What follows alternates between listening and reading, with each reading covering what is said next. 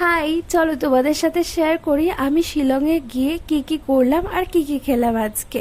তো যাই হোক, আমরা কিন্তু যাওয়ার পথে ওয়েদারটা ভীষণ খারাপ পেয়েছি, এই বৃষ্টি এই রোদ, তো একদম ভাল লাগছিল না। আমরা ভাবছিলাম যে হয়তোবা শিলংয়ে গিয়ে বৃষ্টি হবে, কিন্তু দেখি শিলংয়ে এত সুন্দর ওয়েদার, হালকা হালকা হাওয়া দিচ্ছিল আর বেশ একটা সুন্দর ঠান্ডাও লাগছিল, এক ফোঁটাও বৃষ্টি ছিল না। কিন্তু হ্যাঁ, সকালবেলা বলে বৃষ্টি হয়েছে। তো আমরা কিন্তু পুলিশ বাজারে নেমে গেছিলাম, পুলিশ বাজারটা একটুখানি ঘুরে, মানে অনেকটা দার্জিলিংয়ে মল রোডের মতনই কিন্তু এই বাজারটা, মানে দারুণ লাগছে আমার।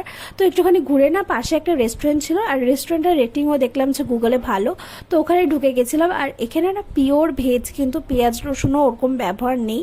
তো আমি এখানে অর্ডার করেছি হচ্ছে মহারাজা থালি, এরকমই কিছু একটা থালির নাম ছিল।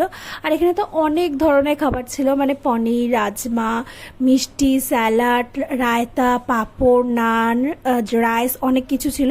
কিন্তু দুঃখের বিষয় হচ্ছে আমি কিছুই খেতে পারিনি, শুধুমাত্র একটুখানি নান খেয়েছি, মানে একটা একটা নানও ঠিকভাবে খেতে পারিনি। আর হ্যাঁ, আমি গোলাপ জামুনটা খেয়েছি, গোলাপ জামুনটা খেতে দারুণ ছিল।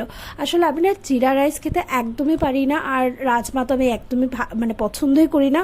ছোটোর থেকে আমি রাজমা ওইভাবে খাইনি। আর পনিরটার থেকে না একটা কিরকম একটা স্মেল আসছিল, আমি বুঝতে পারছিলাম না কিসের, তো আমি এই জন্য ঠিকঠাকভাবে কিছুই খাইনি। কিন্তু এই রেস্টুরেন্টে না মিষ্টি খুব মানে খুব অনেক ধরনের পাওয়া যাচ্ছিলো আর খুব ভালো পাওয়া যাচ্ছিলো। যেহেতু আমি ওভাবে মিষ্টি খাই না, এই জন্য কিন্তু আমি মিষ্টি আর খাইনি।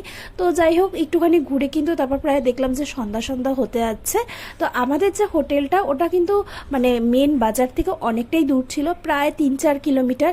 আর পাহাড়ের রাস্তায় না 3-4 কিলোমিটার অনেকটা দূর, প্রায় আধা ঘন্টার মতো লেগে গেছে। তো হোটেল পৌঁছাতে পৌঁছাতে তো প্রায় রাতই হয়ে গেছে। নেক্সট ভিডিওতে শেয়ার করবো আমরা আরও কী কী করলাম।